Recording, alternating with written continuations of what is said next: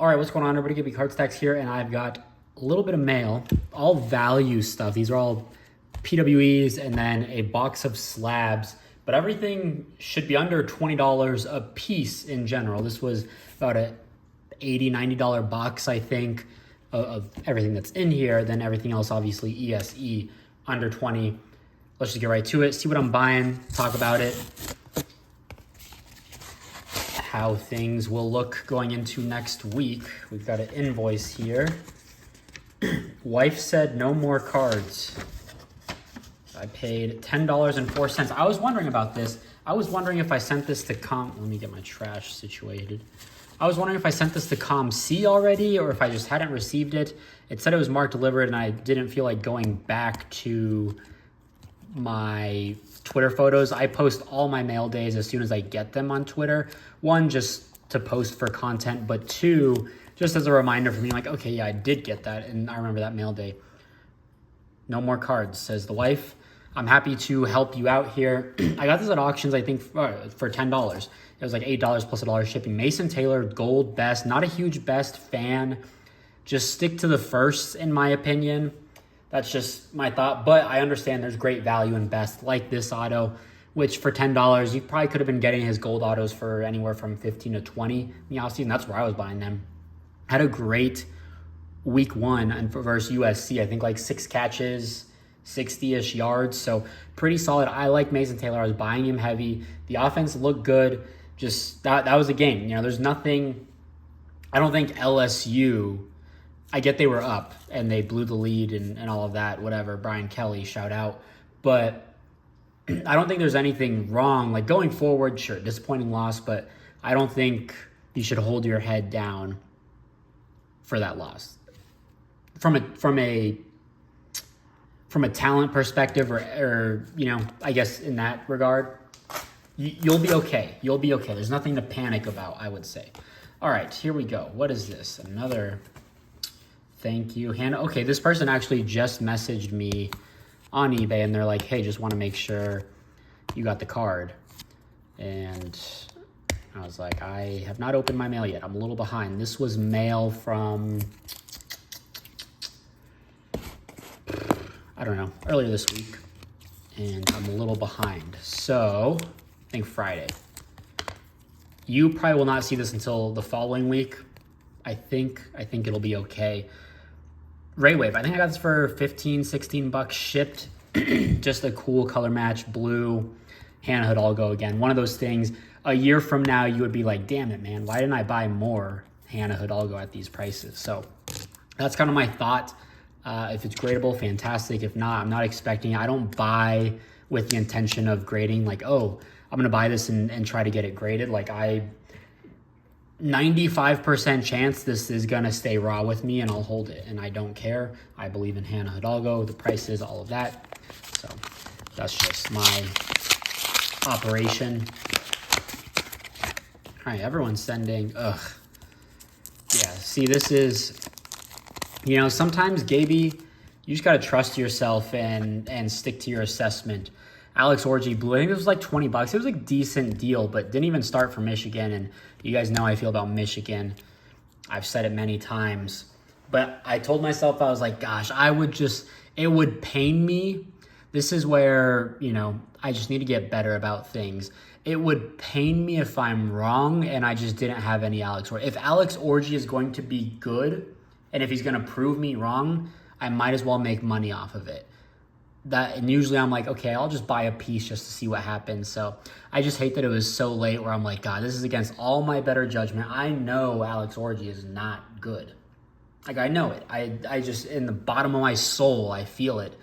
And I was like, you know what, I'll buy a couple Alex Orjis. Didn't even start. Got beat out by a former walk-on. Michigan, good luck. I'll try to list that just to get out of it for fees, to be honest. Maybe this blue one I keep, but the rest... or the other one, I think I have a to 99 press proof. I have one of those. Did I win this? I didn't think I won this. No, I won it from someone in Phoenix. Queen Creek, shout out Queen Creek. Lauren Betts auto, Topps Chrome. I don't remember winning this. Maybe I did. Maybe. Maybe I did. I don't know. I imagine, I see this is the tricky part. I would guess under $16 is what I paid. Lauren Betts, one of the best bigs in the country. She's 6'7". She's now at UCLA. She spent 1 year at Stanford and then transferred to UCLA, now with Kiki Rice. And who's the other gal? Oh, my God. Jaime Jaquez's little sister. What's her name? It's not Gabriella Jaquez, I believe. There we go. And yeah, I don't know, just buying ink of her. You'll see her in 2026 mock drafts. So again, just she's in Bowman. I don't know how I feel about the Stanford jersey situation, but I'll take a stab at it, I guess, from a McDonald's perspective. Another McDonald's. Oh, yes, I just recently bought this one. Ashlin Shade Gold Wave. UConn from Indiana, from Lalu High School. Lalu School, whatever. Lalu Lemire. It's a huge, like, basketball school. I thought it was in Chicago, but it's not. It's Indiana. Gold. I like Ashlin Shade at UConn. Little sniper. I hope she does well. I hope UConn does well. I'm very invested in Paige Beckers. God, I still say that sometimes. I feel like I could have sworn her freshman year when she was all the rage and when they played Arizona in the Final Four and Arizona beat them, I could have sworn everyone was saying Bucher, so that's just always in my head. Bo per Bull, I don't remember buying this. This mail is probably like 5 or 6 days old at this point, which means I bought it, probably over 2 weeks ago. Bo per Bull, I've just been buying him, just stashing it for next year, and really just we'll see. Buying early. I bought early on Garrett Nussmeier, was buying him around this time last year and then some, and it paid off. Sold his 101, bought it for $35, even in like November. Sold it for $185 this weekend, or last weekend by the time you see this video. So, just kind of the wave, I guess. Big school, big program. All right, Payton Manning, I got this on Twitter this is from Ben, right? Yeah, Ben. I think he just goes to a bunch of his LCS shops, local card shops, and just finds good value. I think I got this for $5. Payton Manning, Topps Chrome Orange. I'll take it all day. I would rather have a non-numbered orange color match than a pink to $199, or a pink, even if pink were to $99. I'm trying to think of what other colors. A black to $299. I'd rather have the non-number. This is from a retail rack pack, I think, is what you'll see. I know they changed up Topps Chrome, not the format, but I guess how you pulled oranges, I guess, back in the day. I don't know. I was not collecting Topps Chrome football past 2008, and that was just like, that was purely off of like book fairs. Do they even have book fairs anymore? I would just buy cards there with my book fair money. All right, this was actually a pretty solid deal, and going back to the 1 year out, looks like it's just Bo. Walker Howard, gold. Someone on Twitter just reached out, bought some cards from him before, and he was like, hey, I saw you had Walker in your mail day. You want to buy this? And I was like, how much? And he was like, $10. I'm like, wow, okay. Gold, I mean, you probably could have bought one. Since I buy them, everyone's buying them now, but you probably could have gotten a gold for $15 to $20 2 weeks ago at this point, but that's kind of how things go. All right, here's a cool little PC one, a little story time I guess we'll get into. Nobody knows who this is, I promise you that. I would be stunned, unless I've got a few U of A people who always comment and such, but look at all those print lines though. Not a great start, but Paul McGlure Jr. This is one of my good friends from college, and he actually was one of the guys that really helped get me into the college football world. I originally would write for the SB Nation site for U of A, and I just liked recruiting. Recruiting was always my favorite part. I like the talent evaluation part. That's all, I just always liked recruiting. I liked the dynamic of evaluating players and talent and roster management. That would have been a dream job for me, to be a college football GM is now what they're calling them, and just kind of head of recruiting or evaluations, things like that. So that had kind of broken me into exposure with a couple of guys on the staff. Miguel Raveles, now with the 49ers. He's like a special teams quality control out there. And he kind of helped me out a little bit, helped me get into the scene, and that introduced me to Charlie Ragle, who is now the special teams and tight ends coach at Arizona State. He was at Idaho State, and for a second, when he took that job, he was at Arizona, then he went to Cal for a couple of years, then took the Idaho State job. For a second, we were texting and calling back and forth. I legitimately thought this man was going to offer me a job for graphics at the time. I did his introductory press conference graphic, and throughout my time at Arizona, he'd always be like, "Hey, keep grinding, man. Like, you'll get there." And at the time, I didn't really think about a career in football. I was like, "Hey, I'm getting my master's of accounting. Like, I'm locked in here." One of my regrets, I guess, in life. Nonetheless, then that got me to Dante Williams, cornerbacks coach. Went to Oregon. Now he's at USC, I think. Still, I don't know. I haven't looked in a while, to be honest. But nonetheless, all of that kind of got started with Paul McGlure, JUCO kid out of Arizona Western College. And when Arizona offered him, I started looking into him, and I was like, dude, we got to get this kid. So I started talking to him, DMing him, and I was like, hey, like, in terms of offers, like, what are you looking at? And he's like, oh, Iowa State, Arizona, whatever. Kind of working with the staff with Miguel, and I was like, dude, Paul's going to commit here. Like, I am pretty sure he's going to take a visit to Iowa State, but he's pretty locked in, doesn't want to go cold weather, all of that. So once he got to campus, we became friends, and I don't know, just saw him around the facilities all the time, just a super personable guy. I would always tweet positively about him. I thought he was a really good player, really good football player, really good athlete. Started his first year, I think led the team in tackles, had close to 100. This was now my junior year, maybe my senior year. I always get my junior, master's, and senior year all kind of blur together at that point, because I basically lived at the football facility. My master's year, so that's when he was going through the draft process. He had graduated, he was doing all that. He would tell me like, hey, New York, the Giants just invited me to a workout. I'm going to go see there. Arizona, they just, bust me up for a workout, private workout, all this, that. We were tracking that. He was in the East-West Shrine game, did really well, worked with the linebackers coach from Minnesota, and, just did really well. And then it was Friday before the draft, or I guess the draft was already started at that point, and I'd called him, and we were just kind of talking. He's like, you coming up from Tucson to come watch the draft with us? And I'm like, oh, I wasn't planning on it. So I drove up that night. You're with his agent, and everyone's just kind of watching around. Fourth, fifth, we expected kind of 5th, 6th, 7th round, to go drafted. He was in like Matt Miller's top 300,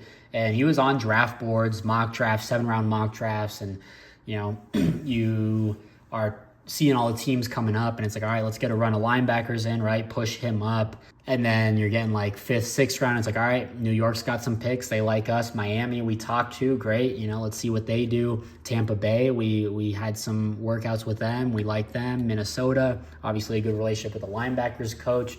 And you're just watching every single pick go, and you're like, damn, man.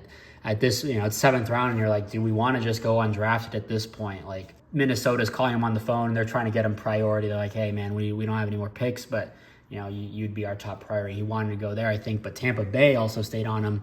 Nonetheless, he ended up signing with Tampa Bay, like, within a couple minutes after the draft. Like, he went away in, like, the office room and signed all his paperwork, I guess, and that was it. So that was cool to be there on his draft day. Really nerve-wracking day when you're with someone who, might not get drafted, but went to the Bucks, went to camp, pulled his groin. He had groin injuries at Arizona, got surgery, and basically got cut, got a corporate job downtown. I ran into him. We were going to lunch and ran into him, and we were talking, and then he basically quit like a couple months later, started his own training facility, and now he basically has a ton of like Power 4 kids come by. He's like one of the best trainers in Southeast Arizona in like the Gilbert, Queen Creek area.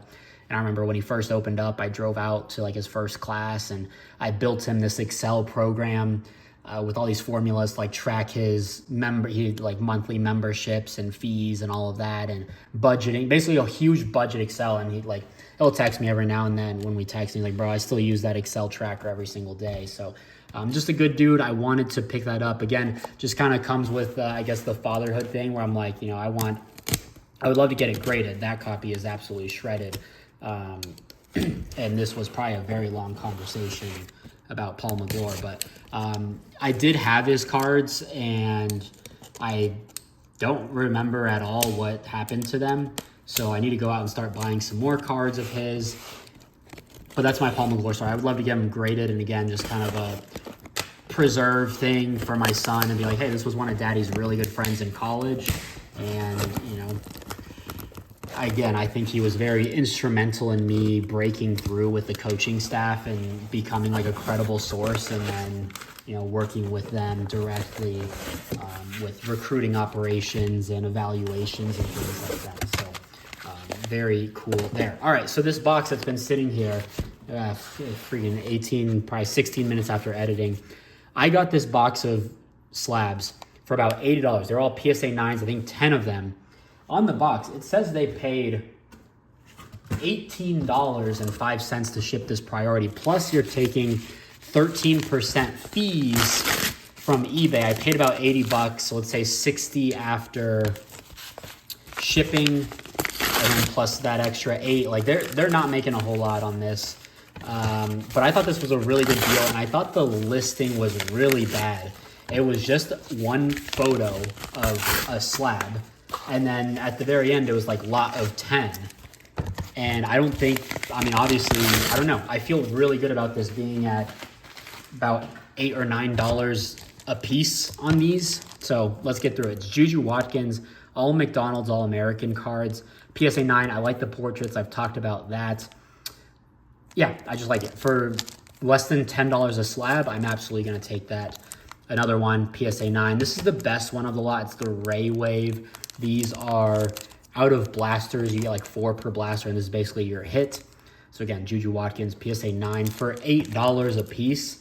I'm very happy with these. Another portrait there. And then we've got the action shots or game day shots. I don't know what they call that.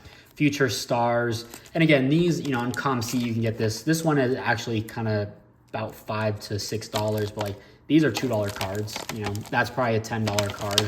But I just think having them graded already, PSA 9 there on the action, PSA 9 there, and then it looks like 2 of these inserts as well. These are probably $3, $4 cards. But I just thought it was incredible value. Less than $10 a slab on Juju Watkins 9s, especially a Ray Wave. Thought it was awesome. I just think it was a bad listing, and then I don't think they did themselves any favor. One, buying labels from the post office, 1 pound, 8 ounces, shipping priority as well. There's 20 bucks gone, plus fees. Not great, but hey, I'll take it. That was a really good lot that I'm very happy about. So a lot of value plays. Again, just everything was under 10 bucks. This was, I think, $2 shipped. 10 bucks, that was 5. I don't know what the Prabula would have been. I'll say like 14, 15. I think I paid about 20. I'm curious on that. I'd say 15. That was probably close to 20, close to 15, and then Mason Taylor there.